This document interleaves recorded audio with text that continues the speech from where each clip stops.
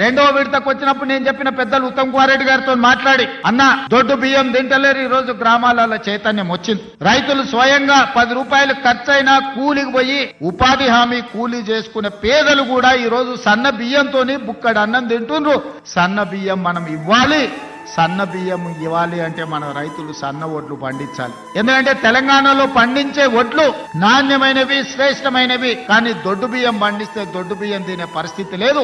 మనము రేషన్ షాపులలో దొడ్డు బియ్యం ఇస్తే మళ్ళీ తిరిగి మిల్లర్లు కొంటున్నారు, లేకపోతే కోళ్ళ దానాకు పోతున్నాయి. దొడ్డు బియ్యం ఇవ్వద్దు, సన్న బియ్యం ఇవ్వాలి అని నేను చెప్పిన. మరి ఏం చేయాలి? సన్న బియ్యం ఇవ్వాలి అని అంటే నేను చెప్పిన, మీరు రైతులకు విజ్ఞప్తి చేయండి. నేను చేస్తా, మీరు చేయండి. ఉప ముఖ్యమంత్రి గారు చేస్తారు, వ్యవసాయ శాఖ మంత్రి గారు చెప్తారు. రైతులకు సన్న వడ్లు పండిస్తే 500 రూపాయల బోనస్ ఇచ్చి ఆ వడ్లను కొంటాము.